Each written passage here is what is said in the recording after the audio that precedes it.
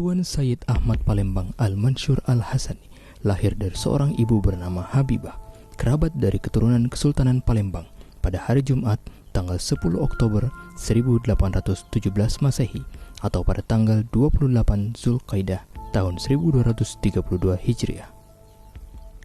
Tuan Sayyid Ahmad dilahirkan di Kampung 16 Ilir, Kota Palembang pada masa Kesultanan Mahmud Badarudin II dan wafat pada hari Jumat di waktu subuh tanggal 28 Juni 1918 Masehi bertepatan pada 19 Ramadan tahun 1336 Hijriah. Tuan Sayyid Ahmad dimakamkan di Muara Badak dan makamnya terletak berseberangan dengan kantor Polsek Muara Badak. Ini adalah makamnya As-Sayyid Al-Habib Ahmad bin Hamud bin Abdul Qadir bin Abdullah bin Ali Al-Mansuri Al-Hasani. Ayah beliau ini adalah namanya Habib Hamud. Habib Hamud ini keturunan dari Gubernur Yaman. Setelah beliau memutuskan ingin merantau karena banyak saudaranya yang ada di wilayah Palembang, sehingga Habib Hamud, ayah daripada Habib Ahmad, ini merantau ke Palembang. Setelah merantau ke Palembang, beliau mendapatkan istri dari keluarga Sultan Palembang. Setelah itu lahirlah Habib Ahmad ini. Di usia yang menginjak 10 tahun, Sayyid Ahmad kecil ditinggal wafat oleh ibundanya. Lantas, sang ayah memutuskan mengajak Sayyid Ahmad anaknya untuk berziarah dan bersilaturahim kepada keturunan ayahnya yang berada di kota Sana'a, Yaman. Tujuannya selain untuk bersilaturahim, juga untuk menuntut ilmu hingga selesai, dan kemudian Tuan Sayyid Ahmad selanjutnya memutuskan untuk menunaikan ibadah haji. Setelah semuanya itu dilalui, di usia beliau yang menginjak remaja, usia 17 tahun, beliau akhirnya kembali lagi ke Indonesia. Namun di dalam perjalanan beliau, wafatlah ayahanda beliau yang bernama Habib Hamud. Akhirnya beliau memutuskan kembali sendiri ke Indonesia. Karena di Indonesia ada kakak beliau yang masih di Palembang. Setelah di Palembang, beliau sempat mengurusi harta warisan yang telah ditinggalkan oleh ayah beliau, dan akhirnya beliau melanjutkan merantau lagi ke daerah Bone, Sulawesi. Setelah beliau di Bone, beliau menemukan bidadari yang akhirnya menjadi istri beliau. Akhirnya beliau berdua menikah dan lahirlah anak pertama beliau. Tuan Sayyid Ahmad berjumpa dengan seorang wanita yang diketahui merupakan keturunan dari Raja Bone, hingga akhirnya memutuskan untuk menikah dan mereka dikaruniai seorang anak. Mendengar kabar bahwa di wilayah Kutai Kartanegara terdapat sebuah kerajaan yang luar biasa terkenal, hingga Tuan Sayyid Ahmad berkeinginan untuk berdakwah di wilayah tersebut. Akhirnya Tuan Sayyid Ahmad mengirim surat kepada Raja Kutai. Kemudian sang raja merespon dengan baik, lalu diizinkan untuk datang dan tinggal di wilayah Kuala Badak, nama yang sekarang dikenal dengan Kecamatan Muara Badak. Dalam perjalanan beliau itu ternyata ada satu keajaiban yang luar biasa, keramat yang telah diberikan oleh Allah Subhanahu wa Ta'ala, bahwasanya beliau ini benar-benar adalah kekasih wali Allah Subhanahu wa Ta'ala. Dalam perjalanan dari Bone menuju ke Kuala Badak, beliau bersama 40 santrinya menaiki sebuah kapal. Karena perjalanan dahulu tidak seperti sekarang, sehingga bekal santri-santri beliau dalam perjalanan tersebut mengalami kehabisan, terutama beras dan air putih. Maka ketika itu para santri-santri beliau mengadukan satu kesulitan yang telah dihadapi dalam proses perjalanan beliau menuju ke Kuala Badak kala itu. Sehingga waktu itu posisi siang hari, kurang lebih perkisaran jam 10 siang. Setelah Habib Ahmad bin Hamud ini selesai melaksanakan sholat duhanya, salah satu dari santri beliau menghadap kepada beliau dan melaporkan kondisi yang telah dialami di dalam kapal tersebut. Akhirnya santri itu mengutarakan dengan kata-kata kurang lebih yang demikian. Wahai Habib, tuan kami, guru kami, saat ini perbekalan dalam perjalanan kita sedang habis. Beras yang kita bawa dari Sulawesi sementara ini tinggal sedikit. Dan air bersih persediaan kita minum juga habis. Habib, kami tidak akan bisa makan untuk hari ini. Maka kami mengadukan permasalahan yang kami alami ini kepada Habib. Mohon kiranya Habib bisa menolong kami.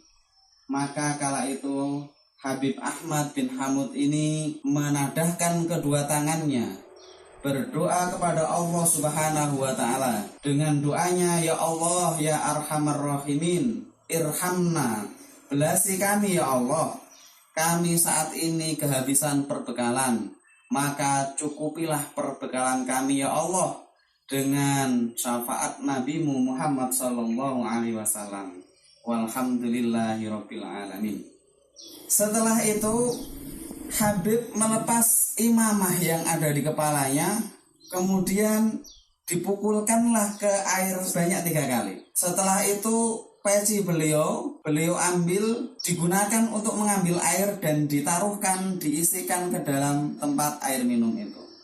Setelah semuanya itu dilakukan, santri beliau disuruh untuk minum. Akhirnya keramat Habib Ahmad bin Hamud inilah ditunjukkan oleh Allah Subhanahu wa Ta'ala.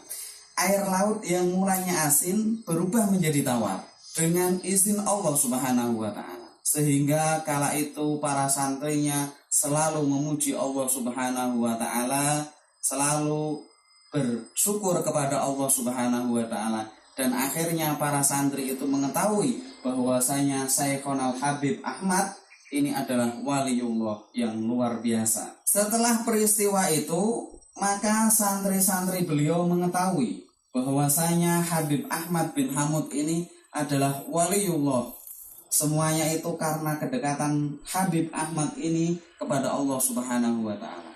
Setelah sampainya beliau di wilayah Kuala Badak, maka beliau akhirnya mendirikan sebuah masjid yang kala itu posisi masjid ada di posisi Simpang 3 Muara Badak yang dikenal dengan Masjid Ukhuwah Lama. Setelah beliau mendirikan masjid, maka beliau meneruskan dakwahnya untuk menyebarkan berbagi ilmu yang beliau dapat dari kakek-kakek beliau, dari Habib-Habib yang ada di Hadramaut Yaman, dari Habib-Habib yang ada di Sana'ah kala itu. Setelah beliau berada di Muara Badak, maka beliau meneruskan perjuangan dakwahnya bersama santri-santri beliau untuk mengislamkan wilayah Muara Badak. Karena kala itu Muara Badak masih banyak yang Hindu, masih banyak yang mengikuti agama-agama leluhurnya. Sehingga beliau berdakwah, berupaya menjadikan Muara Badak ini sebuah daerah yang Islami, yang agamis. Dan beliau berdakwah mengaji bersama santri-santri beliau. Pada satu hari di malam Jumat, setelah beliau mengadakan pengajian bersama santri-santri beliau dan masyarakat Muara Badak, beliau berpesan kepada seluruh jamaahnya untuk melaksanakan sholat subuh secara berjamaah. Dan pada subuh kala itulah, di hari Jumat, beliau melaksanakan sholat subuh, dan di sujud terakhir beliau dipanggil oleh Allah Subhanahu wa Ta'ala. Dan kala itu jamaah yang mengikuti sholat subuh tidak sadar kalau beliau sudah wafat dalam posisi sujud terakhirnya. Namun ketika sholat subuh itu terjadi, sehingga sujud terakhir beliau ini agak lama, sehingga salah satu santri beliau mengambil inisiatif menjadi imam menggantikan beliau dan akhirnya membaca takbir, sehingga tahiyat akhir pun terjadi. Setelah sholat itu selesai, maka salah satu santri beliau yang posisi menggantikan imam beliau menepuk punggung Habib, dan akhirnya Habib diketahui kala itu sudah dalam keadaan kembali kepada Allah Subhanahu wa ta'ala. Inna lillahi wa inna ilaihi raji'un.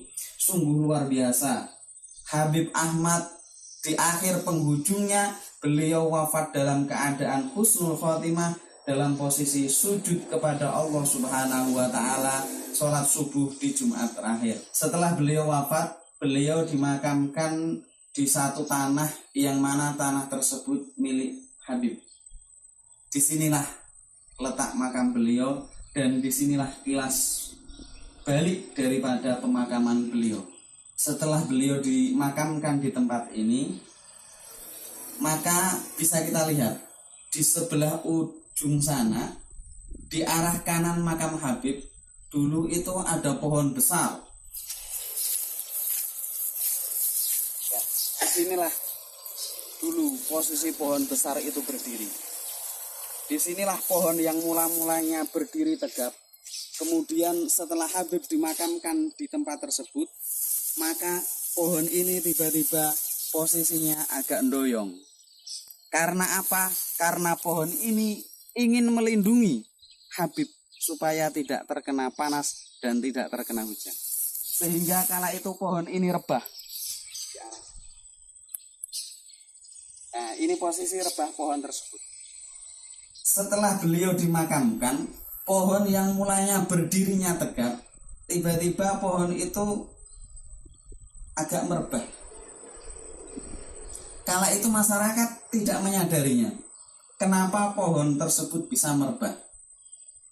Dengan berjalannya waktu, maka terjadilah musim hujan badai, sehingga tibalah waktu malam hari. Saat malam hari itu tiba, maka hujan dan badai itu semakin besar, sehingga masyarakat yang ada di wilayah pemakaman ini mendengar satu hembasan yang kuat, dan kala itu semua masyarakat paham bahwasanya pohon besar yang ada di sebelah makam Habib, yang sehari-hari menaungi makam Habib itu telah rebah, dan semua masyarakat beranggapan kalau pohon itu merebai makam Habib dan makam Habib akan hancur. Namun di pagi hari itu masyarakat berdoyong-doyong datang untuk membersihkan pohon tersebut. Kala itu semua masyarakat kaget yang luar biasa. Biidznillah, dengan keramatnya Habib Ahmad bin Hamud ini, yang seharusnya pohon itu merebai makam Habib ini, ternyata berada di sebelah kaki Habib, sama sekali tidak menyentuh makam Habib. Dan kala itu masyarakat semuanya baru sadar bahwasanya peristiwa berdoyongnya pohon yang besar itu ternyata melindungi makam Habib, sehingga makam Habib kala itu tidak pernah terkena panas dan tidak pernah terkena hujan. Setelah peristiwa robohnya pohon itu, maka dibangunlah kubah Habib ini, dibangunlah rumah-rumah yang menaungi pemakaman Habib ini. Itu salah satu kilas balik keramat dari Habib Ahmad bin Hamud bin Abdul Qadir bin Abdullah bin Ali Al-Mansuri, cucu dari Nabi dari Pam Al-Hasani.